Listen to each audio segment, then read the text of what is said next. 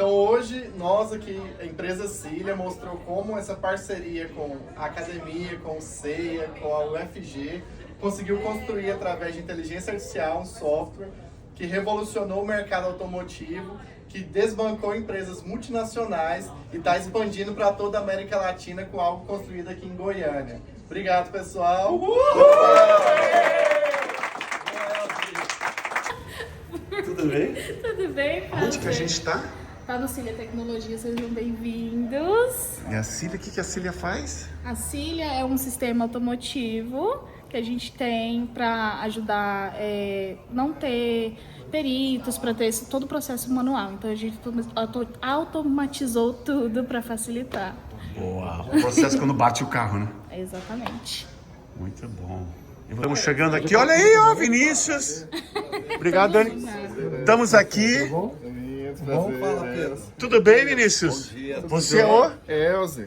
O que você faz aqui? Inteligência artificial aqui da Cília. Red, você veio da onde? Eu estudava no UFG, o professor Anderson me indicou aqui, trabalhei com ele no CEA e eu vim trabalhar aqui no Cília focado na parte IA. E faz quanto tempo que você está aqui? Já tem 5 anos que eu estou aqui na empresa, a gente construiu o departamento de IA, começou com 2 alunos e hoje a gente já tem mais de 16 pessoas atuando só em inteligência artificial aqui, além de 5 anos de projeto de pesquisa com o CEA, com mais de 20 pesquisadores. Parabéns. Valeu. E você é da onde? Eu sou aqui de Goiânia. Nato aqui. Nato em Goiânia, nascido em Goiânia, criado aqui. Já tem filhos, casado ou não? Casado, sem filhos ainda. Então aproveita. Mais cerca de 5 anos de projetos com o CEA. Ano retrasado, 2024, a gente ganhou como projeto mais inovador da indústria brasileira, dentre diversos outros projetos, com o nosso aprendizado de máquinas para fazer um orçamento veicular de veículos, até mesmo veículos que a gente nunca tinha visto, utilizando dados sintéticos, modelagem 3D, escaneamentos com drones, uma série de tecnologias bem interessantes que a gente desenvolveu junto com o CEA. Que delícia! Parabéns, parabéns. Isso é? Isso é Brasil, isso é Goiás, isso é Brasil, aqui é desenvolvido totalmente local aí, feito por brasileiros para brasileiros e expandindo para o mundo inteiro. Aê! Valeu, Pedro. Muito. Nós estamos aqui com vários amigos, puxado aí pelo pessoal da AI Brasil, que é um movimento de popularização da AI no Brasil, tá? E aí tem alguns, obviamente, empreendedores, empresários, convidados do Pedro Chamuleira. Então tem aqui Conf, própria AI Brasil, eu esqueci o nome da empresa. Greg Hub. Aditum. Tá? Eles vieram para a formatura do bacharelado de IA, que o Pedro é o paraninfo da turma, tá? E aí, como ele tem vários privilégios lá, né, a expedição. Aí hoje de manhã a gente já passou em outra empresa parceira muito antiga. Nossa, cheguei, André. A gente estava lá na Dataloy, né? E agora aqui na Cília, à tarde a gente vai lá pro campus e tal, conhecer. E aí às 11, 3 de nós vai ter que dar uma saidinha aqui com a videochamada, que a gente teve que encaixar. Mas aí a gente segue. É às 11, cacete, tinha esquecido. Que horas são? Puta que pariu! Ih, Gravou. Faz um pi. Tá, então, aí hoje... mas daí a gente pode continuar, né? Claro. Vocês podem dar um intervalo? Aí faz mais petit comitê com o pessoal aqui que a gente tem uma reunião. E a Cília também tem, assim como lá na Polar, vocês tem uma relação já de longa data com a gente e tal. Então eu tava contando do Elze. O Elze é que eu levei o Pedro na Olimpíada de Robótica esse ano. Entendeu? Então, e eu expliquei pra ele o propósito da gente estar lá também, de encontrar perfis, não só hard skills, mas que desenvolvem soft skills lá, né? Autodidata, exatamente. Então, enfim, então, mostra pra gente um pouquinho da Cília, pessoal. Quer contar um pouquinho da história da Cília aí? Você vai contar ou você vai contar? Já fazer alguma coisa de IA, né? E o Daniel, cara, não é possível, não tem jeito de tirar umas fotos do carro e fazer alguma coisa pra fazer o orçamento. O Daniel tinha essa coisa na cabeça, né? O senhor Daniel. Aí o Douglas começou a fazer aquele evento, como é que chama aquele evento? Era Era a finalização da turma de Deep Learning. Que apresentava, né, os projetos da turma e tal. E o Douglas assim, entrou lá e foi conhecer e tal, aí conheceu o professor Anderson, e aí a gente começou a conhecer o pessoal, e aí foi o início do namoro. Aí. Hoje é um casamento. Quando que foi isso? sólido. Quando que foi isso? 2019. 2019, hein? Vai fazer 7 anos. Muito legal. Um relacionamento que já é de longa data e está rendendo bons frutos aí. Hoje a gente tem parceria com o CEA, com o Embrapi, tem alguns centros Olha lá o de dados troféuzinho, aqui, né? alternamente. O projeto mais inovador do Brasil. Foi ano passado, a gente ganhou esse. Aquele lá, isso. Da Embrapi lá. Obrigado pela Já foi ajuda. 24, né? Cameraman, em horas vagas. A Embrapi Narrador de futebol também de para robô. inovação industrial. Então eu diria que é o Oscar no Brasil para inovação. É mesmo. De todas as áreas. Ali. Sentar aqui. A partir de inteligência artificial, da nossa parceria com o CEA, como que a gente construiu essa solução. Então, basicamente, hoje a nossa razão de existir como empresa é muito focada em reduzir as distâncias no ecossistema automotivo. Então, a gente surgiu dentro desse ecossistema de arrumar veículo, oficina, arrumar um carro batido. E é um ecossistema de altíssima complexidade. Quando você pensa em a quantidade de peças que envolve a construção de um veículo, cerca de 100 mil peças individuais. E quando nós vemos muito o ecossistema de oficinas, são muitas empresas familiares, empresas coloquiais, assim, que a pessoa não tem tanta formalidade. Hoje no Brasil a gente já está tendo uma mudança de oficinas cada vez mais tecnológicas, formalizadas, mas isso ainda não é a maioria do mercado. E como que a gente vê um mercado em tremenda transformação, tremendas coisas aparecendo ali, como no CEA. A gente tem um governador lá, Ronaldo Caiado, dentro do veículo autônomo do CEA. A gente tem empresas como a Sinker no nosso ecossistema, que vieram aí de instituições formadas por alunos, como o Pique Mecânico, empresas de robótica, que a gente está construindo aqui em Goiás. E a gente está trazendo essas tecnologias aí a nível Brasil e mundo. Então, quando a gente pensa na nossa história, a gente começou tentando resolver o problema de um orçamento de papel. Aquele orçamento era de um carro batido e ele começou ali a vir as tecnologias com sistemas offline, então que a pessoa na oficina ia fazer aquele orçamento. Qual que era o problema disso? Se o computador desse problema, se desse um vírus ou qualquer coisa naquele dispositivo, a oficina ficava sem fazer orçamento para a seguradora. Isso fazia perder muitos clientes, fazia perder muitos processos, e a Cília, vendo esse momento de mercado que a digitalização e um sistema online, em cloud, poderia trazer, a gente surgiu em 2015 o nosso sistema, o primeiro sistema online e também mobile aí do mercado. Nós começamos aí praticamente sem market share, tinha empresas multinacionais nesse mercado, mas a gente trazendo essas soluções e essas tecnologias, nós conseguimos emplacar muito no mercado e crescer até se tornar o primeiro player aí a trazer inteligência artificial, isso nos anos de 2018 e 2019, muito com influência do professor Anderson, professora Thelma, alunos da UFG de mestrado e muitos projetos de pesquisa desenvolvidos aí nesse mercado. É algo muito interessante a gente ver esse crescimento, então como eu falei para vocês, inicialmente a gente começou a ir no mercado sem market share algum. E as empresas concorrentes tinham praticamente 100% de market share, além de estar em atuação em 40, 50 países. Nós, com uma solução de Goiás, desenvolvida aqui em Goiânia, chegamos em várias seguradoras, batendo de porta em porta, um processo assim que era muito difícil, porque a gente sabe hoje, né? Você traz aqui algo do Centro-Oeste, muitas vezes as pessoas já levantam assim um alerta, isso daí não vai dar grande coisa. E ainda não estávamos competindo com empresas do Sudeste, a gente estava competindo com multinacionais. E isso daí foi um processo muito complexo nesse início, mas a primeira grande oportunidade que nós tivemos, a gente entregou valor, já cresceu ali 10, 20, 100 vezes mais em poucos anos. E quando nós começamos as soluções de inteligência artificial, a gente dobrou ali a empresa em um ano e continuou esse crescimento aí, ano passado chegando a praticamente 4 milhões de orçamentos por ano de veículos batidos na nossa plataforma. Hoje a gente tem mais de 95% de market share através dessas tecnologias e dessas parcerias que nós firmamos aí com pesquisa, inovação e o mercado. Então, só para salientar ali, foi quando você botou IA que você explodiu. Qual o tamanho do mercado? Hoje, quando a gente pensa no tamanho, Vocês órgãos calculam públicos, assim, em carros, Volume de batidas, volume de a orçamento. gente calcula muito em volume de orçamento e esse mercado a gente calcula muito em potenciais clientes seguradoras. Então a gente está em todos os grupos seguradores, exceto o grupo Porto Seguro, que tem um sistema próprio. Sempre fala isso. 95% do mercado inteiro, é isso? Na verdade 2,7 milhões, eu acho, é o mercado segurador, né? É isso? Ou 2 milhões. E o resto, porque a gente tem também orçamentações particulares, né? Então hoje as próprias oficinas uma pagam para usar o particularidade nosso nossa. Que é mais um long tail, né? A gente atende as oficinas, são clientes do sistema, são quase 6 mil oficinas. E a gente tem do outro lado os tomadores de serviço, que são companhias seguradoras, associações de proteção veicular, frotistas, órgãos públicos, companhias locadoras. Né? Então tem vários que são os caras que estão contratando serviço de reparo. E as oficinas, elas usam o sistema para atender esse outro cliente nosso ou para atender um cliente particular.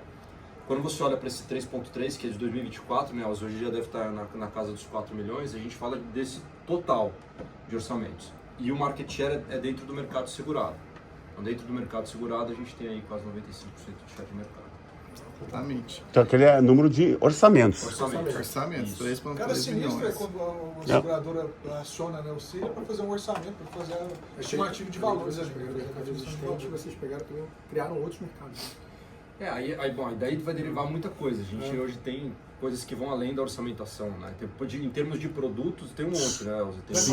Não sei se ele vai mostrar as soluções. Mostrar ali as Estamos entrando em vistoria prévia, mas dentro da parte de gestão de sinistro tem um monte de coisa. Tem módulo de nota fiscal, tem módulo de Fraude. gestão de rede, Tem gestão de acompanhamento fornecedor de reparo, peças, gestão de fornecedor de peças. crédito, Aí foram vai criando várias soluções que atendem ao mesmo. Monetizar os dados agora. orçamento. Monetizar a inteligência de mercado, né? A gente já está também nisso. Ó, Neotranche, vou fazer uma parceria aí. Vocês falam que vocês estão em todas as companhias, menos na Porto, porque ela tem o sistema Então, dela. ela tem um sistema proprietário. E A Porto não tirando da terceiriza nada, é Porto, tudo deles. É, tudo deles. É. tirando da Porto, existem outras empresas no mercado hoje que fazem isso?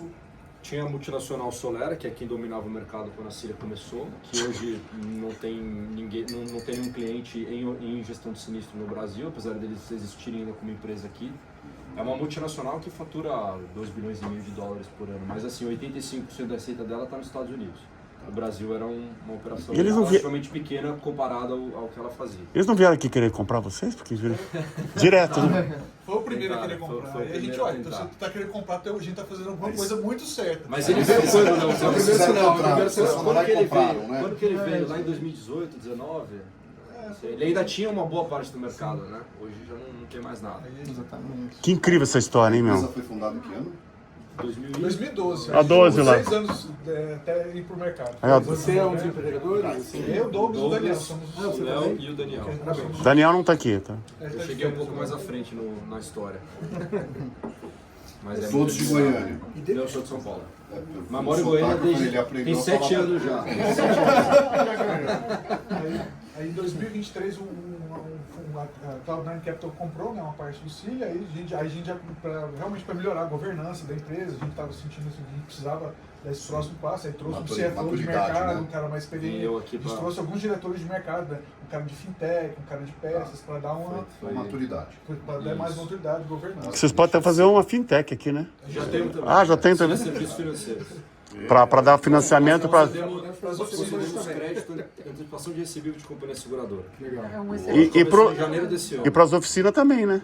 É para as oficinas que a gente faz. Ah, faz pras A gente oficinas. antecipa para ela o que ela vai receber da Ela vai companhia demorar seguradora. 60 Pô, isso aí, só isso aí, meu. antecipa com uma taxa. Aqui no Brasil, que dá dinheiro é financeiro, tá?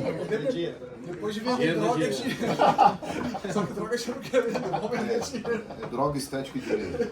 Para fazer os dois você precisa de dinheiro. Nós começamos a desenvolver esse produto em 2024, a gente lançou ele em janeiro de 2025 e aí de lá fizemos a primeira antecipação e a gente está com uma carteira hoje de uns 10 milhões já. Você tem fundo Já? de 10 milhões, o FDIC. Né? Na verdade é vocês capital lançaram próprio, a gente está próprio. transferindo agora, nesse momento, uma estrutura de FDIC para alavancar e aí conseguir crescer a carteira muito mais. Legal, se Né? precisarem de ajuda, a minha empresa é especialista. Ué, em vamos FDIC. falar disso, vamos Tecnologia para FDIC. Legal. A gente faz mais de 1 bilhão de Legal. participação. Legal, não, vamos falar com certeza. Eu não sabia. Qual que é o nome? Ágito. A gente é só tecnologia, a gente não... Ó, já deu ROI essa viagem aí. Só quero ROI. Precisa virar negócio aí. Tem que pagar a porra do evento aí. Tem boleto. Já demos um ROI pro nosso parceiro. Super bom pro Pedro liberar a verba para fazer uma dessa por nós. Legal. Mas Legal, parabéns. Continuando Parabéns. aqui, né, o SEI ainda não tinha surgido como unidade em Embrapi, mas já estava começando com projetos. A professora Thelma estava no projeto da Copel, e isso foi movimentando o nosso ecossistema nesses projetos. Como nós comentamos, né, o Douglas ele tinha ido numa formatura de uma turma de Deep Learning, lá da UFG, que o professor Anderson ministrava aulas, e ele conheceu um aluno lá que estava com um projeto de pesquisa interessante, que era semelhante, mas era para sapatos. Então, por imagem de sapatos, acharam sapatos parecidos. A gente pensou assim, então imagem de carros, achar carros com batidas parecidas. Né? Esse projeto aqui com o aluno Gabriel Horicava, e depois ele me contratou e ele continuou com a parte de pesquisa e eu continuei com a parte de tecnologia da empresa. Então, a gente construiu toda a parte aqui de produtos voltados de inteligência artificial, toda a equipe contratou mais de 15 pessoas focadas nessas áreas. Você pode descrever como é que é a lógica, pelo menos? Ah, você vai escrever agora. Aqui só mostrando um exemplo, né, da nossa aplicação, a gente tem aqui um processamento. Então, a partir de imagens de carros batidos, nós trazemos um orçamento completo com mão de obra, remoção e instalação, horas de pintura, horas de reparo. E isso daqui só pode ser construído não somente com inteligência artificial, mas a gente uniu saber fazer um orçamento. Então hoje nós temos equipes de pessoas específicas que vieram de oficinas, que sabem como fazer orçamento, que são utilizadas para anotação de dados, montagem dos veículos, peças dependentes de outras peças, e com isso a gente consegue, a partir das imagens ali da esquerda, fazer um orçamento completo do carro batido, com todos os serviços inclusos e o preço que a seguradora vai pagar ao final para a reparação daquele veículo. Dessa forma, trazendo eficiência muito grande aí no mercado, identificando perda total ali em questão de alguns minutos. A gente tem mais de 95% de precisão nessa identificação de perda total. E é algo bem interessante aí que você vê esse fluxo sendo reduzido do que antes demorava semanas. Com o Cilia, só a parte de digitalização a gente diminuiu isso para 2 dias, e com inteligência artificial em até 5 minutos você tem todo esse processo resolvido, aprovado o orçamento, o cliente vai ter o carro que vai começar a ser reparado, fornecimento de peças automatizado.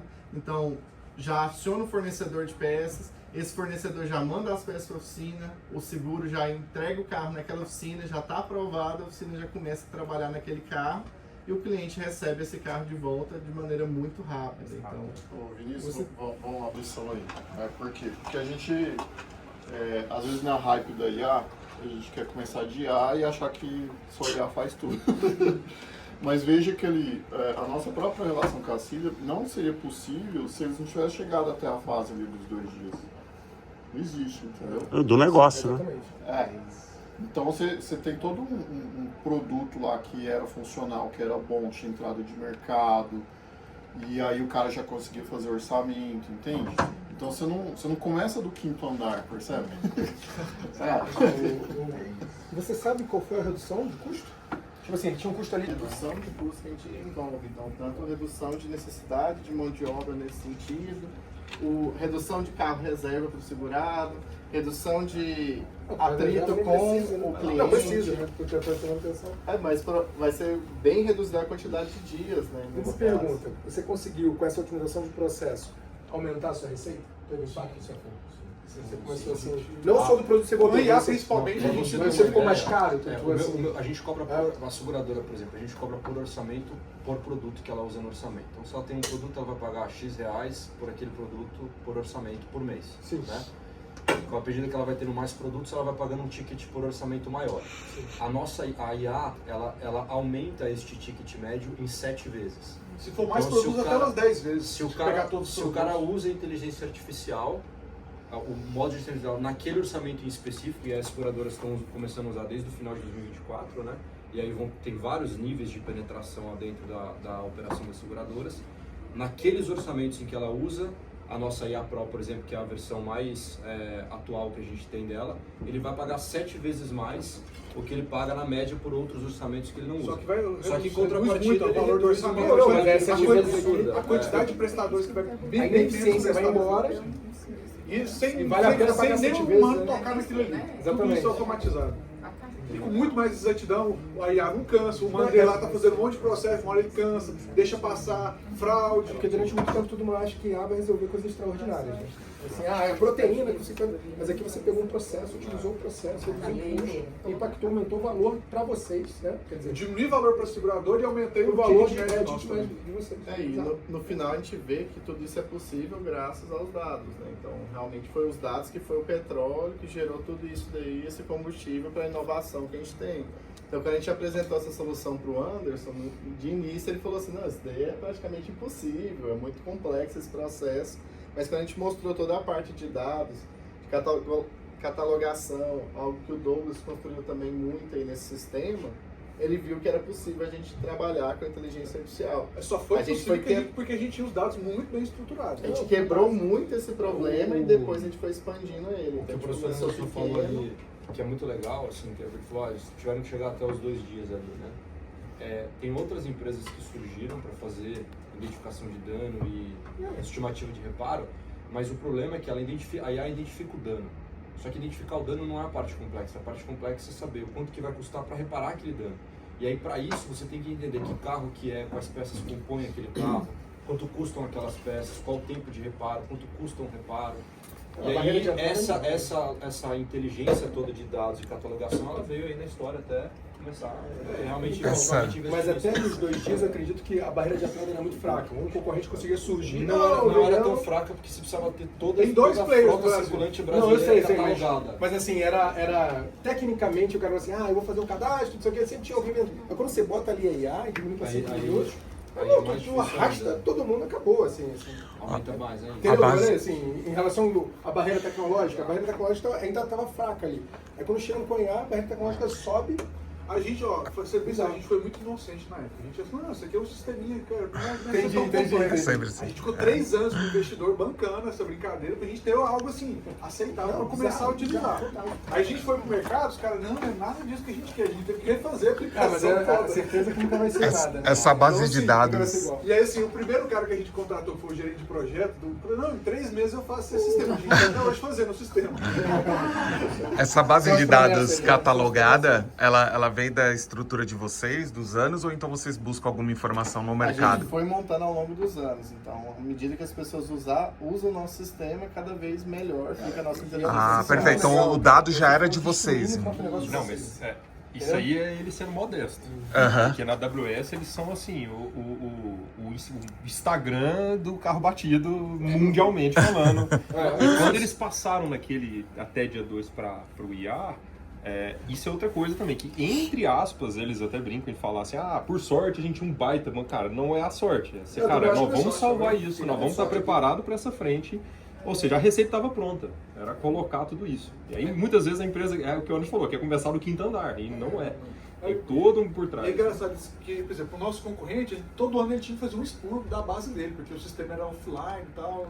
Então tem que expurgar os dados e as imagens para não ficar pesado. Aí, como a gente já nasceu na web, na AWS, então assim, cara, não existe a opção de excluir nada no sistema. No máximo, a inativa vai ficar a exclusão lógica. Então, todos os arquivos, todas as imagens, tudo que do primeiro orçamento lá a gente tem. Então, eu consigo retreinar meus modelos o tempo todo. Eu acho que é isso que é a grande riqueza, né? O próprio professor fala isso, né? Que no longo prazo, a tecnologia em si não é o diferencial, né? O diferencial são dados privados, né? Esses dados valem ouro, né? Que vocês têm.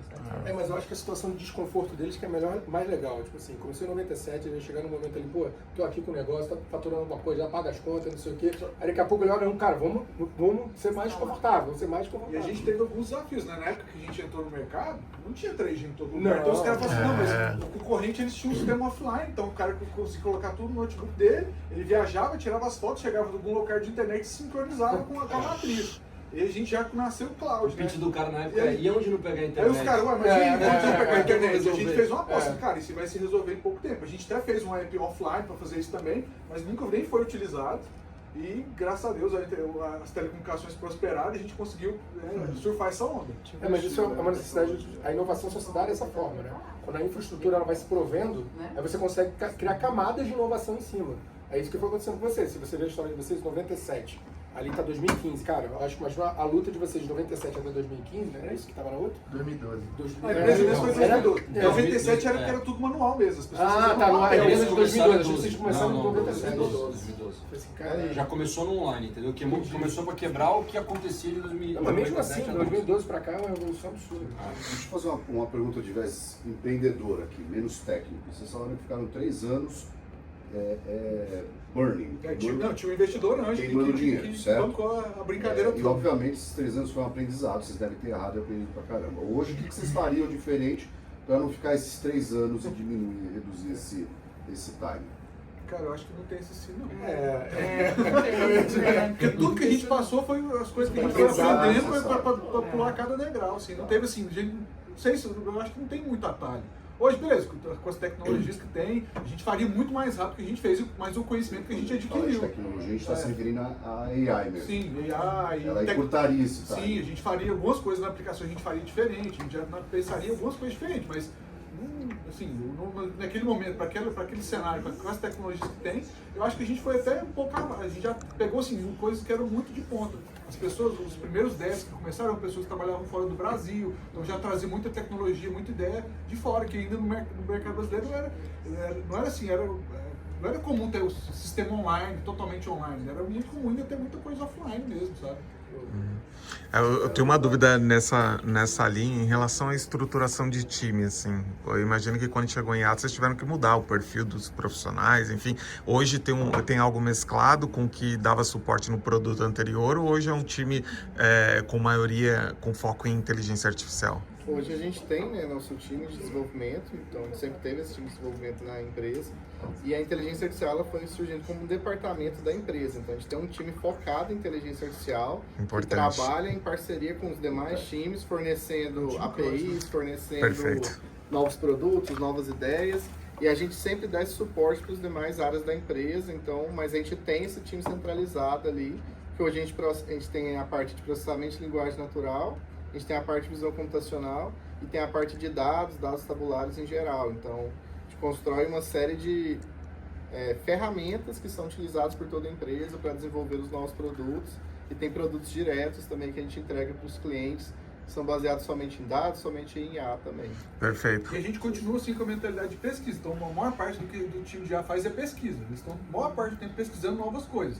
E aí, em algum momento, a gente fala, cara, isso aqui dá para utilizar nesse produto. Aí a gente junta os devs ali que conhecem mais do produto mesmo, junto com o time de IA, para fazer essa sinergia e conseguir colocar aquilo para o cliente. Deixa eu fazer uma pergunta.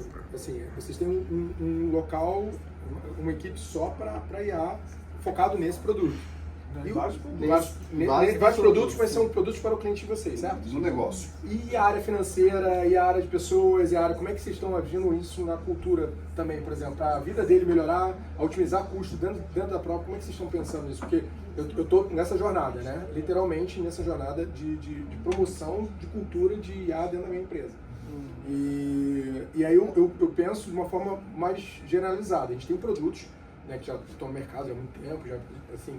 Aí a gente, nesse produto de gestão, a gente está utilizando o processo, mas eu também estou tentando impactar outras áreas, que é mais difícil. Chegar com um cara financeiro, não falando mal de financeiro, falar assim, cara, assim, daqui dá para fazer dessa forma aqui. Sai do Excel, cara. Sai do Excel, cara. Não precisa de Excel. Tem um cara, chama esse cara aqui de Excel. Vocês estão pensando nisso? Como é que vocês estão promovendo isso? Hoje a gente já trabalha com as outras áreas também, então dentro da área financeira a gente fornece uma série de relatórios automatizados, a gente utiliza uma série de modelos de linguagem também para trazer padronização nos dados. Então a gente já trabalha com a inteligência artificial suprindo diversas áreas da empresa. Por exemplo, o nosso petróleo é os nossos dados, e principalmente os catálogos dos veículos que a gente tem dentro da nossa estrutura. Então eu tenho todos os veículos que são comercializados no Brasil, todos estruturados. Eu sei quanto que custa um para-choque de um Gol geração 4 2012, quanto que é para trocar um para-choque, para reparar. A gente tem todas essas informações. E agora a gente está com a IA ajudando a gente a montar esses catálogos. Então, e hoje a gente usa IA na parte de desenvolvimento, então para geração de código, a gente utiliza IA na parte de teste, a gente utiliza IA em diversas áreas. Impactaram a time de marketing, eles fazem algumas coisas proprietárias ali para servir as outras áreas, mas a gente também, cara, assim, company-wide a gente usa várias ferramentos no dia a dia. A gente investe muito nisso, então assim, todas as todas as pessoas aqui têm acesso a várias ferramentas, então a gente usa do Já tem o Gemini E a gente- pra rolar pra todo Gemini, mundo. notebook E a dele nossa equipe, tal, a ela gente sempre usa dá isso suporte constantemente. para capacitar o restante da equipe em cima dessas ferramentas de melhores usos. Só ajudar também, porque assim, acho que é importante frisar aqui eles desde o começo, aproximar da academia, aproximar dessas vias, eles já têm uma mentalidade de ter um time de IA ponto, não é nem um IA para alguma coisa. Então assim, e eu posso falar, eu já comentei 3 alunos meus na sala lá do time lá, porque do nosso lado, a gente faz total questão de, dados nossos, o nosso RH, vamos dizer assim, do CEA, assim, cara, se a empresa fizer sentido para você, vai embora. Não é para você viver como bolsista ou só na pesquisa ou a pesquisa aplicada pro resto da vida. Então, assim, aqui, por exemplo, um exemplo claro, estou falando só do meu caso, deve ter mais aluno ali do Anderson, da Thelma, que deve estar ali do qual área lado. daqui, só pra entender? Hã? Você, de qual área? Não, eu sou do CEA. Ah, você é do Sou CEA? diretor do CEA, junto com a Thelma e do Anderson ali. É que ele só conseguiu encontrar a gente é, aqui e acabou não foi apresentado. Pelo atraso, enquanto eu estava visitando, alguém tinha que ir lá. É isso. Alguém tinha que trabalhar na firma. Mas aqui, enfim, a gente tá mais no bastidor, porque a transição tecnológica é muito importante. Sim. A ideia que a gente vê algumas empresas lá dentro do próprio nosso ecossistema é, cara, vamos criar um modelo, vamos fazer disrupção e vamos criar uma dependência do C, e é o que a gente abomina. Fala, não, cara, aos poucos você vai desmamando isso aqui e acaba usando o C só para aquela fronteira, só para aquilo que é de altíssimo risco, sabe? Vamos trabalhar naquilo que não existe. Você dá aquele push, né, para o crescimento Isso. que vocês fizeram aqui, assume, gera autonomia para a empresa e a empresa... Eu vou usar as suas palavras, seguir no desconforto. Entendi. Então aqui, por exemplo, eles estão vendo subprodutos da base de dados que eles têm para outras vias que não tem nada a ver com o carro. Por exemplo, né? Essa é a ideia de ter um time de A, né? Eu tava no carro com o Pedro, eu falei assim, Pedro, caramba, eu paguei já tanto dinheiro para ir para os Estados Unidos, pro Vale do Silício, para escutar isso de outras empresas e não sabia que tinha aqui. Uma coisa que eu queria entender aqui também, que eu acho que é uma movimentação que eu estou vendo dentro das empresas, vale para ser isso, é natural que a gente mescle, né, tech, dev com AI, mas eu tenho visto nas empresas que eu julgo mais maduras, elas estão criando departamentos diferentes. Sim. Então assim, existe o departamento de AI, existe o departamento de dev, e um dia esses caras se cruzam e fazem um projeto. Mas o que vocês acreditam? Vocês acham que esse é o formato que vai seguir? Ou vocês acham que uma hora vai ser tudo no mesmo lugar? Então, como a gente tem muito foco em pesquisa, o dev é o cara que vai pegar o problema e resolver ele na hora. E dificilmente ele vai ter tempo para ficar fazendo pesquisa. Só se for um dev de pesquisa, mas não tem muito essa mentalidade. Aí um cara que já fez um mestrado, um doutorado, que foi preparado para fazer pesquisa, é um outro mindset. Mas eu acho que são duas coisas diferentes. Por exemplo, o dev dele, provavelmente, ele deve ter uma ferramenta que ajuda ele a codar. Sim, entendeu? Então, mas se chega uma tarefa pra ele, ele faz a tarefa. O pesquisador não chega uma tarefa pra ele. O pesquisador é outra coisa. O meu ponto aqui é analisando essa nossa coisa da democratização, entendeu? Quer dizer, hoje esse modelo que a gente tem, se for ver, quanto por cento tá, tipo, as empresas hoje têm esse modelo de ter entendeu? Como é que vocês enxergam isso a longo prazo? Não precisa ser um PhD para estar lá e virar um pesquisador, né? As pessoas vão se tornar pessoas especialistas em alguma ferramenta ou alguma linguagem de AI. Sim, sim. E aí as companhias vão começar a ter esses departamentos de AI, ou esses departamentos vão estar dentro do desenvolvimento? São coisas distintas. São coisas distintas. Assim, muitas empresas têm áreas de P&D dentro. E essas áreas de P&D, elas trazem os pesquisadores e algumas delas formam devs também. Só que quando você começa a colocar o pesquisador para ser desenvolvedor, você contamina e você perde muito do que você precisa em P&D. Entendeu? Então você precisa, tem que ter muito cuidado. A linha é tênue para você não fazer a mistura e você prejudicar o que o cara faz de melhor, entendeu? Então, falando um pouco dessa visão, hoje a gente tem algumas estruturas que são chamadas de data mesh, que é você criar subdivisões da parte de dado dentro de diferentes áreas, e você também tem a estrutura centralizada.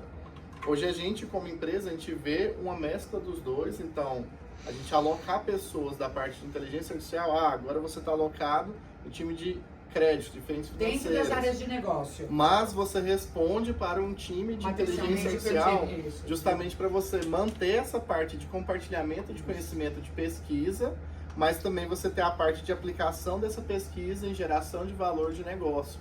Então a gente vê uma mescla dessas duas estratégias hoje, mas a gente sempre vê que esse time como um todo de inteligência artificial se comunicando permite você ver um problema que você resolve com uma área da inteligência artificial, a visão computacional, às vezes você pode usar uma técnica de dados, você pode usar uma técnica da parte de processamento de linguagem natural. E isso vai construindo esses produtos mistos e aplicando esses conhecimentos que são estado da arte na academia dentro da empresa, que gera realmente esse valor e impacto de mercado. E sem que haja um distanciamento muito grande do linguajar do pesquisador com as áreas de negócio, porque isso é um grande problema que existe também, né? Quando você coloca um grupo de pesquisadores, até um pouco do que o Marcelo deve ter vivenciado, o pessoal vem da academia muito enviesado só em pesquisa e em estado da arte, né? E muitas vezes não é o que você precisa para o negócio. Isso. Então, o legal de fazer esse tipo de modelo segregado na empresa é que você coloca o cara para vivenciar o negócio e você coloca o cara para trabalhar junto do cientista de dados que conhece de negócio, do engenheiro de dados que é obrigado a conhecer de negócio e de tecnologia. Então, você faz com que o pesquisador saia daquela carapaça dele de não, eu preciso vir aqui para trazer o melhor modelo de desenvolvimento, o melhor algoritmo, entendeu? Assim, que muitas vezes não é o que ele é criativo, né? Ele tem que pensar na solução como um todo. Eu acho que respondendo assim, eu acho que as empresas, elas não podem olhar o time de AI dela, e mesmo deveria parar de olhar o time de desenvolvimento dela como um cara operacional. Ele tem que ir para dentro do negócio. Isso. Porque, principalmente, a IA, ela só vai resolver problema se o cara vier e entender o problema de negócio. Aí eu vou pegando o caso da Cília, lá atrás, quando o Gabriel começou a trabalhar na solução. O Gabriel, ele queria chegar numa assertividade grande do modelo. Não, o modelo tem que acertar tudo. Eu preciso que o modelo acerte todas as coisas. E foi numa reunião com o Daniel, eu falei assim... tipo, cara, tá acertando, sei lá. 80%. 80%. Dá prazer. Não, tá ótimo. Prometi pra conseguir um cliente aqui, nós vamos pôr a demo em produção daqui 15 dias. O Gabriel quase morreu. É a mão empreendedora, né? Isso aí é a mão empreendedora. O Gabriel quase morreu, é outra.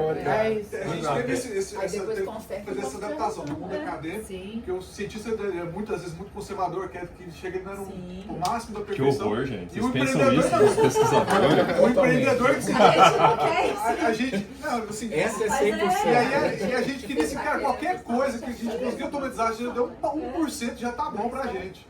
E aí, porque a partir disso a gente vai gerar um barulho no mercado, a gente vai conseguir atrair novos clientes, vou trazer mais pesquisadores e a gente vai tornar a ideia viável. Então, isso que aconteceu com a gente. Uma das coisas que vocês podem até estar vivenciando agora, como vocês têm agora esse braço de crédito, é com os modelos de crédito. Por exemplo, quando você começa a trabalhar com modelagem, com modelo de crédito, e aí você começa a ver um KS muito alto, o pessoal que normalmente vem da academia fala, puta, é isso que a gente precisa atingir. Fala, não, tá errado. Se o KS estiver muito alto, tá errado. O modelo de behavior do KS tem uma certa média, o modelo de concessão tem uma certa média. Então, assim, o pesquisador, ele vem muito enviesado, né, por conta, óbvio, né, estuda-se pra isso, tem que acertar tudo. E assim, eu como gestora de crédito que fui, eu olho isso, às vezes, e falo assim, não, cara, você tá, assim, tem coisa errada, vamos olhar esse modelo, porque não tem como, é impossível, né, você tá acertando tanto assim. Então tem sempre essa questão de qual que é o equilíbrio, né, entre o que realmente é o estado, o que realmente é o estado da arte para a empresa, né? É isso que o Sérgio ajudou muito, porque ele trouxe os pesquisadores para dentro das empresas. Isso aí não tem conversa. Não, viram a gente vê na prática isso acontecer e realmente mudou o mercado. A Cília também foi ousado, porque a gente também vê empresas que só querem pôr o negócio em produção se a assertividade estiver lá em cima. Então, mas aí é uma falha. Não, tem que acertar igual eu acerto. Eu falei, mas se o soldado não me conta como você acerta, eu não vou acertar, entendeu? Mas, cara, assim, só dando mais um detalhe de bastidor aqui da Cília, porque até defender um pouco o Gabriel nessa de pesquisador, né? Hoje é xiita. Hoje ele não é mais pesquisador, não. Mas é porque, assim, agora voltando pra bolha, né? Eu sou professor, cientista e tal, mas eu já empreendi, já tive empresa, o Anderson também. Então, assim, a gente é meio que fora talvez da caixinha. Mas pensando nessa caixinha do professor, doutor, do Olimpo, né, que não quer saber menos de 99% de assertividade, eu lembro de uma conversa fatídica do Japa de falar, cara, olha, tá dando 35%. A moeda acertava mais, não era 80%. O gol bola, vocês vão lembrar disso aí, né? Numa época lá atrás, para um modelo, para um carro velho ainda, que era o que tinha a maioria na base de dados. E aí falou assim, isso aqui eu não vou nem apresentar, cara. Não vai dar. E aí, cara, eu lembro do Anderson também coçando, falei, cara, mas peraí, isso é 35% de quê? É para acertar de todos os carros? Não.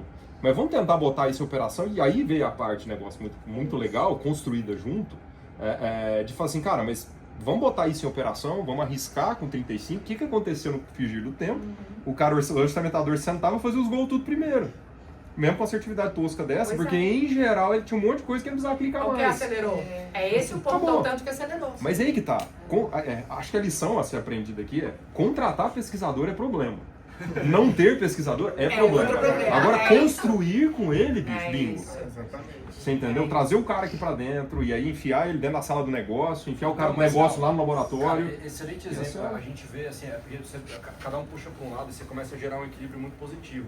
O Elze, vira e mexe, está dentro da sala com os caras seguradores. Você deu o exemplo lá dos 80 e poucos por cento, mas a IA de indenização integral, eu lembro da primeira seguradora que adotou a primeira, assim, em grande escala, a nossa inteligência, veio aqui em, acho que novembro ou dezembro de 2024. A gente estava nessa sala, o CEO da companhia, com vários caras da operação, e aí o Elze estava falando da IA de indenização, que estava acertando, estava com assertividade de 96% e tal, aí o cara bateu na mesa 96%.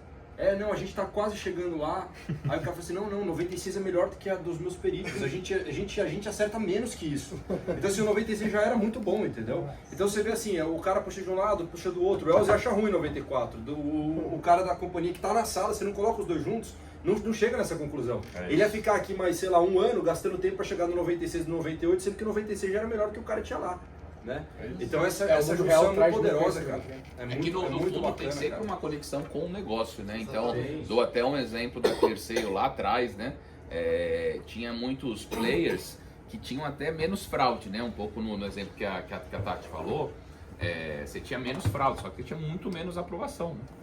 Aí você fala, cara, tipo assim, eu trabalhei muito tempo com fraude, assim, você ter zero fraude, ou muito, dependendo, obviamente, do negócio, né? Mas ter zero fraude, provavelmente é um indicador ótimo, né? Provavelmente você está deixando dinheiro na mesa. É isso, uma loja, um e-commerce. Você pode ter zero fraude aprovando 60%. Ou você pode ter 0,5% de fraude aprovando 98%. Faz a conta. Então, assim, eu acho que isso é relativamente tranquilo, matematicamente falando, de resolver. Tem as questões pessoais, etc. Mas quando chega numa taxa de aprovação, numa discussão dessa, tem que ter um racional, né? Você vai falar, 98% é bom, 95% é bom. Tem que olhar o negócio e ver se a conta fecha. Se a conta fechar e der lucro, tá resolvido. Mas, obviamente, às vezes as empresas não vão abrir, né? Crédito, por exemplo. O crédito, a tendência de quem não conhece é reduzir inadimplência. Zerar a inadimplência. Não, o business do crédito é maximizar retorno. Com certeza. No nível ótimo de inadimplência. Né? Qual que é o meu nível de inadimplência que eu maximizo o meu retorno? A gente está começando agora a brincar com isso, né? Os meninos lá estão começando a brincar com a parte de modalidade de crédito. Porque a nossa análise de crédito aqui, ela não é necessariamente voltada às características financeiras da empresa e do dono da empresa. Está muito mais associada os orçamentos que ele está fazendo, que veículo ele está consertando, o fluxo que ele tem com a companhia seguradora, são fatores que muitas vezes as instituições financeiras não enxergam. Sim. Então a gente leva isso em consideração para entender o risco de fazer aquela operação de antecipação. Não é porque o cara tem um score de Serasa de 200, é porque aí esse cara não vai terminar o serviço nunca, né? Então são outras coisas, né? E tem muita coisa para fazer, inclusive, depois a gente tem que... A parte legal da gente ter a expertise em orçamentação é que a gente consegue avaliar o retrabalho da oficina e usar isso como score de avaliação para promover crédito, né? Faz uma diferença. Eu acho que o segredo sempre vai ser a vocês têm um score próprio, né? A gente juntou o conhecimento da academia, da inteligência artificial, com o saber fazer orçamento, negócio de seguradoras, oficinas. Foi isso que fez a Cília ser a empresa que ela é hoje, né? E a gente também não se aventurou numa área que a gente não tinha conhecimento nenhum, né? O Daniel, que é o CEO, ele já era de uma empresa que prestava serviço, né, para fazer orçamento dentro das oficinas para seguradoras. Eu trabalhava com ele lá desenvolvendo sistemas. Então, assim, a gente era um heavy user do nosso concorrente. Eu sabia de todos os problemas que tinha. Então, quando a gente sentou para desenvolver o nosso tema, então, a gente não vai pecar nisso, a gente vai resolver esses problemas. Já tinha um mapa do que fazer e do que não fazer. Então, assim, a gente já tinha conhecimento do mercado. A gente não falou, cara, vamos começar um negócio que a gente nunca viu na vida. Não, isso é fundamental. E foi quase que de uma revolta mesmo, do Daniel pedir durante anos, cara, me ajuda com isso, melhora isso. Imagina você imprimir 30 mil papéis no mês, esparramar aqui para decidir que papel, que é um orçamento, vai para qual perito, depois volta na mão, via fax. Ele é senador do sócio, do CEO, Daniel. Então, assim, por revolta mesmo do nosso concorrente nunca fazer nada para melhorar a operação, ele falou, cara, pelo amor de Deus, eu preciso fazer algo, é insustentável. Estava impedindo o crescimento da empresa. Então ele falou, caramba, não, vamos entrar pra dentro e tentar resolver. Assim que a gente começou com essa expertise. Até bom a gente ver aqui a parte de números, né? Como que a gente está falando assim da empresa.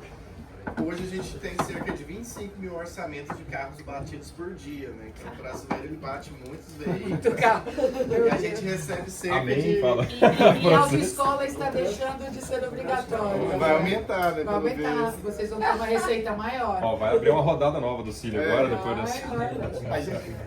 A gente tem cerca de 6 mil oficinas que pagam para usar a nossa plataforma aí no Brasil. Então, praticamente todas as oficinas de funilaria. E todos os dias a gente tem 16 mil clientes acessando a nossa plataforma. Então, praticamente quase todos os nossos clientes usam o nosso sistema todos os dias da semana. Então, a gente tem um valor muito grande para essas oficinas e a gente faz parte da operação delas. E quando a gente pensa de foto, é cerca de 500 fotos por minuto de carro batido. Então a gente tem um Instagram de carro batido aqui dentro da nossa plataforma. E é algo bem relevante no mercado. Mas a gente sempre tem problemas, né? Então é até interessante a gente falar sobre isso. Igual eu estava comentando, a gente ganhou um prêmio em 2024 com o projeto mais inovador da indústria brasileira, com um projeto que a gente desenvolve com o Centro de Excelência de Inteligência Artificial. E é muito... E é muito interessante a gente ver isso, porque esse projeto ele vai muito de encontro às mudanças de mercado. Então, como eu falei, a gente precisa muito de dados para treinar os nossos modelos e usar cada vez melhor esses modelos. E como que a gente consegue se precaver de veículos, por exemplo, veículos chineses, veículos diferentes, com um design totalmente diferente no exterior, para a nossa inteligência artificial? Através do uso de dados sintéticos para preparar a nossa inteligência artificial para esses novos dados que vão vir em produção. Hoje a gente analisa as métricas, ativa e desativa modelos de IA de acordo com a métrica que a gente está trabalhando em cima dele. E com isso a gente consegue manter sempre uma assertividade muito boa para os nossos clientes, manter essas métricas de maneira adequada, de forma a produzir mais dados ou consumir mais dados para melhorar os modelos, né? Então, só uma dúvida, por que você falou de carro chinês? É porque os carros chineses que estão vindo para o Brasil, a gente não tem bases históricas de veículos que bateram desses carros. Então, com o tempo a gente vai obtendo esses dados, mas enquanto a gente não tem esses dados, a gente precisa de gerar esses dados para testar os nossos modelos, observar se eles conseguem um bom desempenho nessas bases de dados diferentes, e se ele não conseguir, a gente usa esses dados para dentro dos nossos treinos melhorar os nossos modelos. Esse projeto aí mesmo foi o que garantiu esse prêmio, então utilizar dados sintéticos para melhoria de modelos de visão computacional. E é até interessante que são técnicas hoje que essas grandes empresas que trabalham com LLMs têm usado para fazer a parte de adaptação dos modelos, né? Então a gente viu ali quando veio o DeepSeek e deu todo aquele boom do mercado, uma das estratégias deles era isso na parte de adaptação do modelo para conversação. A gente também tem carro.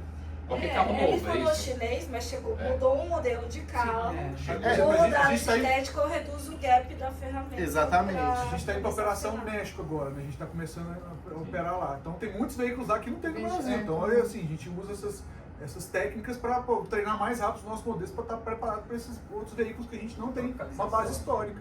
E como o Arlindo comentou, essa parte de pesquisa a gente nunca abandonou. Então a gente continua com os projetos do CEA e renova todos os anos esses projetos. Então a gente já está indo para o 4º ano de projeto, porque a gente tem toda essa frente de fronteira da tecnologia que a gente aborda também, separada também das frentes de manutenção que a gente tem dentro da empresa e produtos diretos para o mercado. Então a gente vai capturando coisas novas, novidades, entregando para aqueles pesquisadores, mais de 20 pesquisadores ali, mestres, doutores, que trabalham em cima desse problema, e a gente usa isso nas nossas aplicações. Então, muitas vezes, hoje o Gabriel está como um dos cores lá desses projetos, então ele continua na parte de pesquisa, e muitas vezes eu falo assim, não, essa assertividade já tá boa, me dá esse modelo aí que a gente vai pôr em produção. Aí ele, não, pera aí, calma, não, já tá ótimo. E a gente vai fazendo essa pesquisa e isso vai trabalhando junto com a nossa frente aqui interna de mercado também. E a gente consegue entregar essas soluções para o mercado. E não para... Seria bom só destacar, acho que você não vai terminar essa apresentação nunca, né? Então, cada uma dessas tem 10 comentários. Mas a ideia do se adiantar, viu, dessa via, porque se for ver hoje, nas linhas de IAs generativas, as ferramentas atuais, ela só foi possível por conta dessa jogada de complementar dado sintético, que já está num nível que não necessariamente você nem precisa mais de tanto dado, assim, quase nenhum até, né? Já tem modelos que rodam até sem nenhum dado. Tudo por essa via, né? Esse treino daí. E eu lembro dessa discussão aqui, porque a ideia é que se mudou o modelo, né? Não dá tempo de bater um tanto de capa e isso entrar no sistema e você aprender com o próprio sistema. E aí tinha que complementar isso de alguma maneira para isso se atualizar. Só que acontece, quando essa demanda chegou, eles já estavam pesquisando isso. Essa é a ideia, isso já estava sendo feito. Mesmo antes disso. Mesmo antes disso, assim, mas bem antes disso. Se a gente for falar onde é que esse Cilia nasceu do sapato lá do japonês, né? E chegou lá para fazer sapato para a esposa dele, pegou a base de dados do sapato inteiro, a gente fez um evento e falou, pô, vamos fazer isso para carro, a ideia maluca, né? Vamos gerar dados sintéticos usando GAN na época ainda, ó. Muito velho, não, alguns anos, né? Mas assim, para IA isso é século. E aí, então assim, dessa época já estava se falando de dados sintéticos, antes mesmo, então é o timing, né? Para falar de negócio e falar de timing, cara, se você já não está adiantado com isso, ele perderia essa bandeira. É a questão mesmo do investimento em pesquisa. Você entendeu? Aí é o pesquisador. Aí tá falando de score, de acompanhar, para você incluir o timing de negócio. Pronto. Então, a gente chama essas ideias malucas que ninguém nunca pensou. É isso que a gente tem. Mas o Anderson, ele fala, quando o Daniel chegou pra ele, falou, cara, isso não vai ser uma ideia muito maluca. É isso. Não vai. Mas, vamos pra... O Gabriel quer fazer, deixa ele lá. Uma coisa também interessante que o Thomas falou, né? Hoje eu sou head da parte de IA, mas eu participo de mais reuniões de negócio do que a diretoria e negócio. Então, praticamente todas as reuniões. É lógico, isso que eu falo. Você falou um exemplo aí que nasceu de uma dor do cara que tá aqui dentro de saber, porra, tem um problema, os carros novos eu não tenho a mesma assertividade porque eu não tenho dados suficientes. O que a gente pode fazer? O Daniel lá, o Elcio, e aí, o que a gente vai fazer? Né? A mesma coisa agora, nós fomos pro México, começamos uma operação lá. Então, nós começamos uma operação no México. Aqui a gente levou anos para compor o catálogo veicular. Lá a gente não tem esse tempo, a gente quer começar para ontem. O Elcio, se vira aí, dá um jeito aí de criar uma IA que busca catálogo, faz os treinos no mundo inteiro. Tá lá, tá saindo. Mas antes da gente decidir, de fato, ir ao México, o pessoal de dados ajudou a gente a fazer a compatibilidade de bases de dados no mercado mexicano e brasileiro, para a gente saber a nossa cobertura, cobertura inicial, ponto de partida. Hoje, a parte de negócios da empresa é totalmente guiada por dados e inteligência artificial. Então, foi algo assim que traz esse boom e esse crescimento da empresa que a gente está tendo hoje. Acho que é um desafio ainda, né? Quando você muda paradigmas, né? Então, você pega, sei lá, um carro a combustão, teoricamente, a não ser o Ferrari, etc., todos seguem um princípio similar, né? Quando você pega um carro chinês, que às vezes é um elétrico, cara, dependendo tem bem menos peça, né?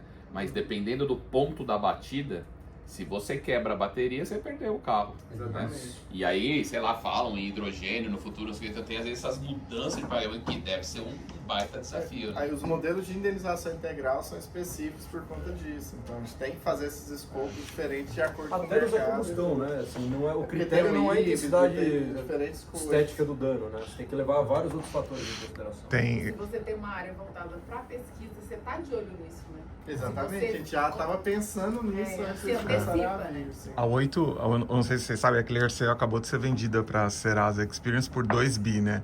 E a Clearsale está no mercado há mais de 20 anos fazendo fraude. Há 8 anos atrás, a Clearsale tinha 90, a cada 100 CPFs que entravam na empresa, 95 a Clearsale conhecia. Mas o que fazer com os outros 5%? Eu não aprovo essa transação? Então, o uso de informações do Bureau e dados sintéticos que a gente criava e falava, olha, essa combinação evolução ela é muito positiva. Se o cara já teve algum histórico de telefone, mais esse CPF, mandou alguma entrega nesse endereço, a gente confia que é bom e colocava para rodar. Os modelos, eles saíram de uma assertividade de 86% em 2015, encerrou 22 com 94 para 95. E a gente está falando de todo o e-commerce nacional, praticamente, né? Então, o uso de dados sintéticos é extremamente importante para a assertividade do modelo. Outro ponto também muito interessante era a variável humana. Quando a gente fazia o bench com outras empresas de fraude que utilizavam apenas o modelo, apenas a IA, só o machine learning, a gente via que a fraude ela é dinâmica, ela vai mudando constantemente. Então precisava de muitas vezes da informação que vinha na mesa, que era o operador identificando. Foi você mesmo quem fez essa compra, para retroalimentar o modelo e aumentar o nível de assertividade. Então era uma dinâmica de dados com o humano para fazer a IA funcionar com excelência. O data drift, né? Os dados vão mudando com o tempo. Então Lembra você colocou um human in the loop ali no meio para poder... Exato. Eu acho que o segredo está justamente aí nessa conexão nas áreas, né? Essa comunicação e não isolamento. Um dar a mão do outro, um conhecer um pouquinho do outro, até os papéis bem definidos, mas essa conexão da operação, do dia a dia faz uma diferença incrível. Hoje a gente tem aqui na empresa pessoas que a vida inteira foi fazendo orçamento, trabalhou em oficina. A gente da IA senta com essas pessoas e vai entender o que você acha que o sistema está faltando, o que você acha que está atrapalhando a sua operação. Então, essa semana passada mesmo a gente estava fazendo esse processo e já teve mais de 50 ideias de melhorias da nossa plataforma só com esses feedbacks que eles passam. Então, isso daí é muito importante pra gente. Incrível, perfeito para os agentes, os profissionais que construíam os modelos dentro da ClearSale, quando eles entravam na empresa, eles precisavam ficar ali 3-4 semanas com o time da operação para entender o negócio, para então construir ali as suas primeiras variáveis. Assim. Então, essa conexão, se ela não existe, fica obsoleto a solução. Tem que estimular, né? Porque às vezes são pessoas mais técnicas, pessoas muito em tech também. Né? O perfil do passado era aquele nerd que ficava ali trabalhando, não sei o que. Ele falava, né? Pô, eu gosto de computador, não de pessoa, né? Então, uma coisa que a gente fez aqui, por exemplo, quando a gente começou, né, com a nossa parte de aqui, o Orikawa, né, o japonês, que foi o nosso primeiro cientista, ele ficava assim, debaixo do cangote do Daniel. O Daniel e ele conversando o dia inteiro, o Daniel com essa ideia maluca, o japonês tentando, vamos por essa via. Então assim, não é assim, fica lá numa salinha pesquisando, você me traz. Não, era o dia inteiro conversando, pensando, refazendo, fazendo de novo, tentando, tentativa e erro até sair do outro lado. Não é assim, pesquisa e tá aqui esse problema, pesquisa e me traz alguma coisa. O Pedro fala muito isso, né? Com razão, né? A importância de ir na ponta, né? Independente do que ele esteja fazendo, você está resolvendo uma dor, um problema, vai para a ponta. Se você está longe da ponta, você não perde. E hoje isso é algo que a gente valoriza muito nas pessoas que a gente vai contratar na parte de inteligência artificial. A gente olha muito soft skills, capacidade de aprender, ser autodidata e de comunicar bem antes mesmo da capacitação técnica, né? A capacitação técnica era muito importante, mas ela complementa com esses soft skills que também o CEIA e por exemplo, o bacharel de IA incentiva hoje ver isso também nos alunos. A gente acha bem interessante isso.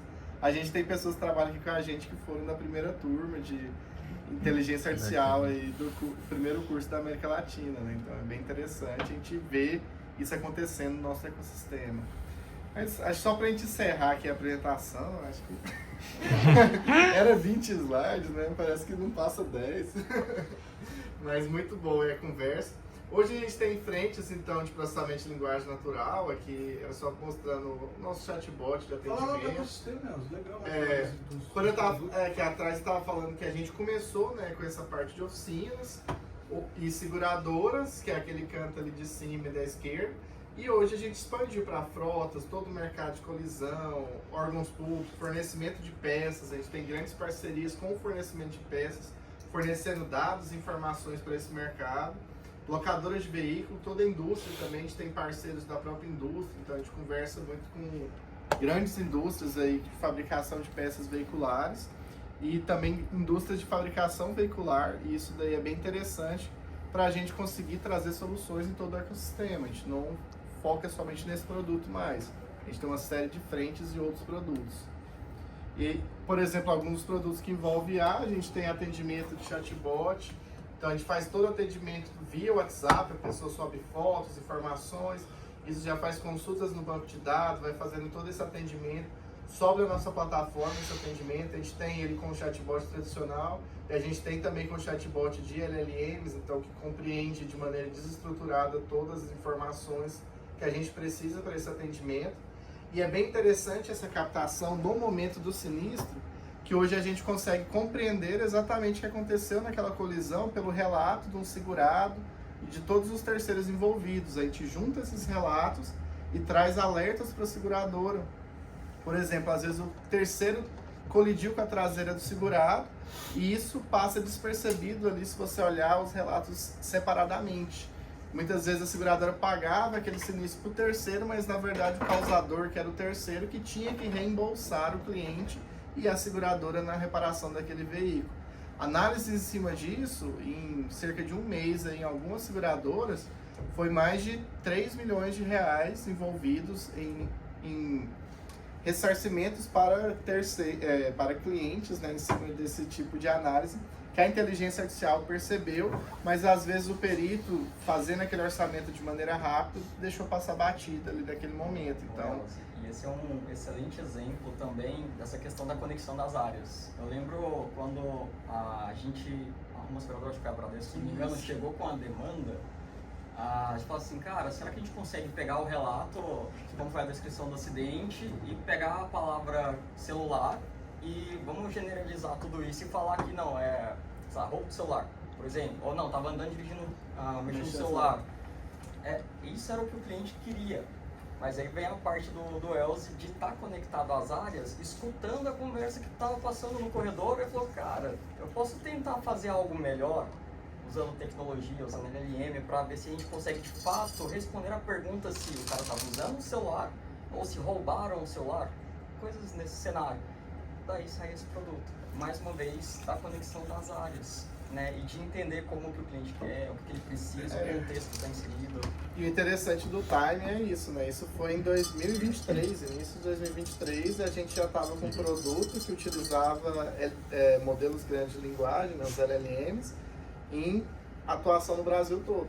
Então, enquanto nossos concorrentes ainda estavam falando que estavam estudando, vendo como usar essas tecnologias, a gente viu uma aplicação direta ali que já teria um impacto bem grande e rápido em produção e desenvolveu esse produto e colocou em produção, e hoje os peritos das seguradoras eles têm um relatório que já levanta todos os possíveis alertas de acordo com as configurações que a própria seguradora quer.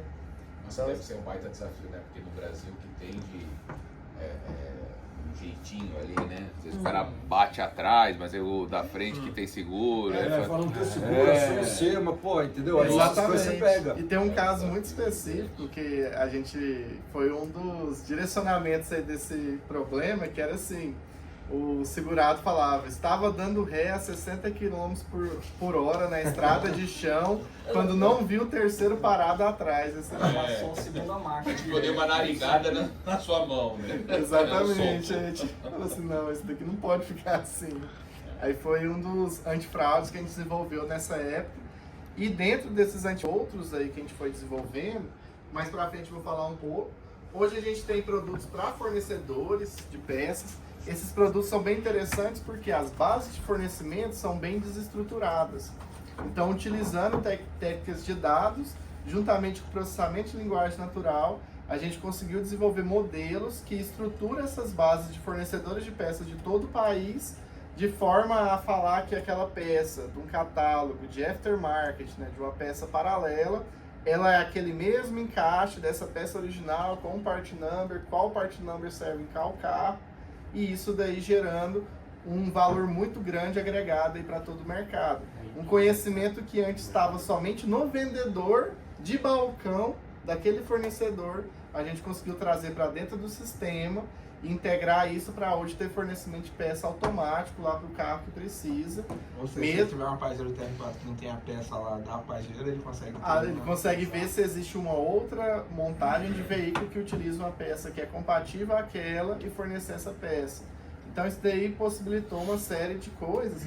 Entre elas, diretamente hoje, a gente colocou o quê? A gente melhorou o nosso sistema de busca de peças, porque às vezes o próprio orçamentista lá da oficina, ele às vezes fala de maneira coloquial ou utiliza um apelido para uma peça. Então, por exemplo, um sensor de temperatura. Isso mesmo.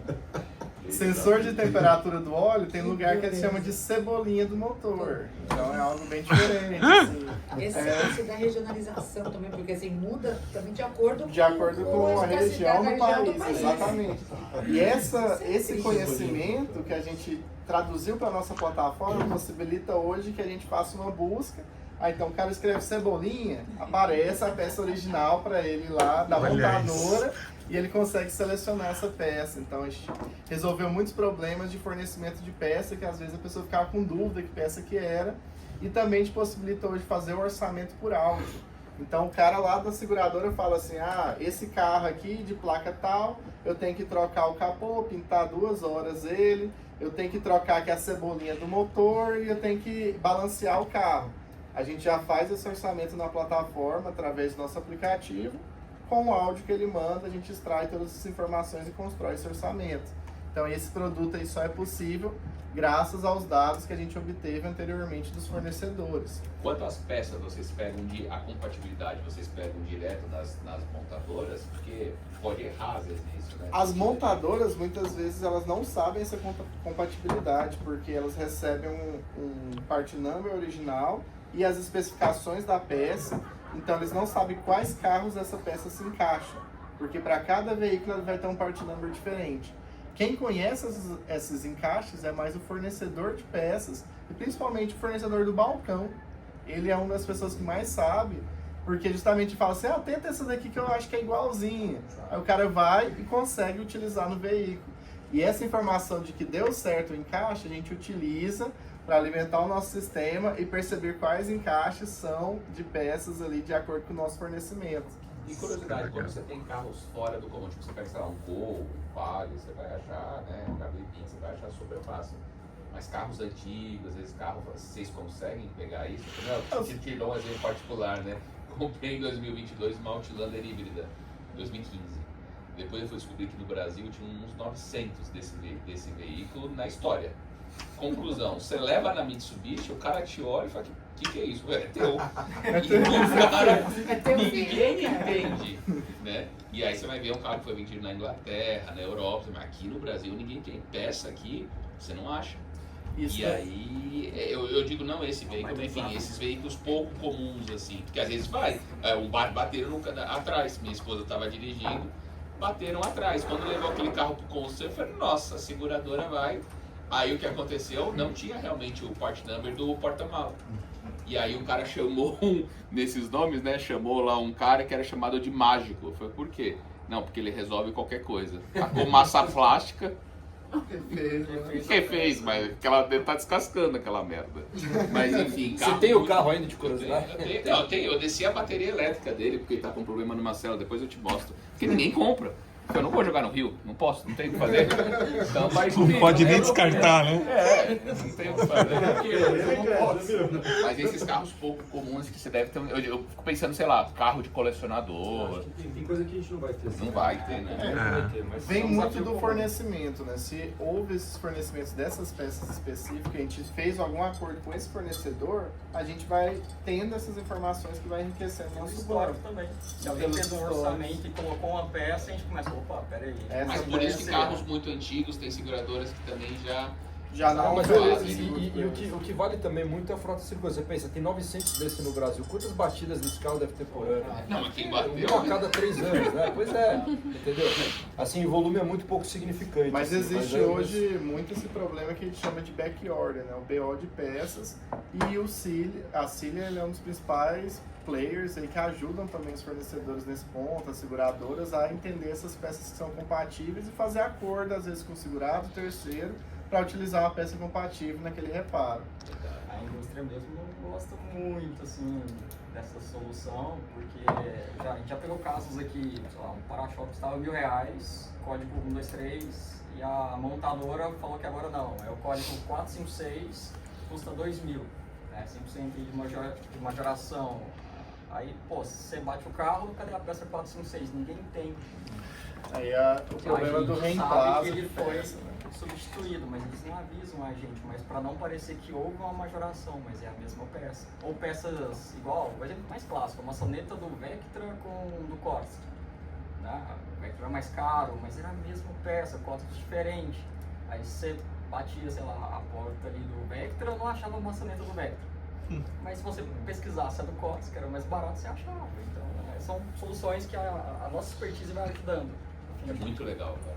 E para encerrar aqui, a gente sabe hoje quais são os locais que têm acidentes, então isso daí são informações muito interessantes para seguradoras, para fazer uma precificação inteligente e para órgãos públicos também, para atuar nesses pontos. E a gente também hoje fornece uma série de conteúdos e informações para oficinas, então trazendo banco de dados, catálogos aí que essa oficina possa consultar para entender melhor o que poderia acontecer no veículo. Então a gente tem essa parte de diagnóstico veicular, que é ligado aos catálogos, que traz uma informação para a oficina, que auxilia ali com os dados que a gente gera também. Hoje a gente tem nosso Auxilia Academy, que é uma série de conteúdos para oficinas, de forma de reparar um veículo e outras coisas. Tipo um manual do mecânico? É tipo um manual do mecânico com inteligência artificial. É o memento médico transferido pro... Exatamente. E para encerrar, então, tudo isso foi possível graças às parcerias estratégicas, né? Então, a gente tem nossa equipe interna, a gente tem nossas equipes de pesquisa aí com o CEIA, junto com o CEIA tem o pessoal do LAMIA também, que é o pessoal lá do Paraná, que nos auxilia. Com o professor Anderson, é quase 2.000 pesquisadores, com o professor Thiago Naves, é quase 1.000 pesquisadores. Então, a gente tem acesso a muitas mentes brilhantes aí do país de pesquisa para trabalhar em cima dos nossos problemas, dos nossos desafios. E a gente tem uma comunidade também de inteligência artificial que se chama GoIAS. Então, essa comunidade foi feita por pessoas aqui da empresa e de outras empresas também, que se reúnem aqui em Goiás para falar de inteligência artificial e para compartilhar conhecimentos aí. Então, é bem interessante. E isso gera esse ecossistema que a gente tem hoje e essas soluções também. E é isso, pessoal. Obrigado aí. Fantástico. Fantástico, cara. Fantástico. Cara, eu fiquei apaixonado pelo produto e pela organização de vocês, assim, inclusive é inspirador para nós, assim, que estamos começando com IA nos nossos negócios, assim, poder se espelhar em vocês. Mas eu tenho uma dúvida em relação ao modelo de negócio. Hoje eu não vi nada voltado ao B2C. E trazer uma dor particular aqui. Quando minha esposa dirige muito meu carro e ela está em processo de aprendizado, assim. Então, não coloca no vídeo, Pedro. Então eu já mandei meu carro pro conserto algumas vezes, assim. Então eu sei que sempre que eu tenho que lidar com mecânica é muito frustrante, cara. Eu não sei se o valor que eu tô pagando ele é o correto, não é? Então, se tivesse um aplicativo em que eu pudesse acessar e fazer uma consulta, nem que eu tivesse que dar um one shot para fazer um pagamento pontual, eu faria para ter essa informação. Vocês já pensaram nesse público? Eu te respondo essa, cara. A gente namora com essa ideia há muito tempo, porque de fato tem aplicação e tem muito valor. Porque você pensa, você tem o caso, no Brasil 70% das pessoas não tem seguro. Então, quando ele bate o carro, ele tem que se virar. Às vezes o cara tem seguro, mas não estoura a franquia. E é sempre uma relação muito assimétrica. Você chega no mecânico, não é o tipo de coisa que você está acostumado a fazer. Você não sabe se o cara está roubando você, tipo, cobrando mais caro, majorando demais valor de peça, entendeu? Então, assim, tem uma assimetria de formação na relação muito grande. Então, a gente pensa nisso. Hoje a gente não faz porque, cara, tem tanta coisa para fazer no B2B que a gente está priorizando isso, que é a nossa zona de conforto. Uhum.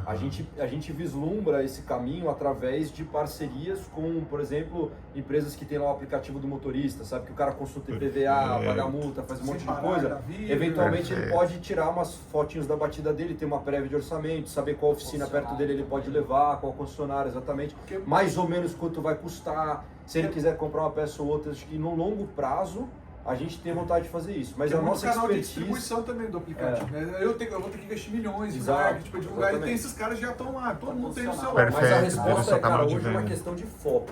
A gente tá focado em escalar IA dentro dos nossos clientes, em pegar México, escalar a oferta de serviços financeiros, escalar a oferta de peças. Aí quando isso tudo tiver já muito bem encaminhado, aí eventualmente a gente vai começar a pensar. Então hoje, nós aqui, a empresa Cília, mostrou como essa parceria com a academia, com o CEIA, com a UFG, conseguiu construir, através de inteligência artificial, um software que revolucionou o mercado automotivo, que desbancou empresas multinacionais e está expandindo para toda a América Latina com algo construído aqui em Goiânia. Obrigado, pessoal! Uhul!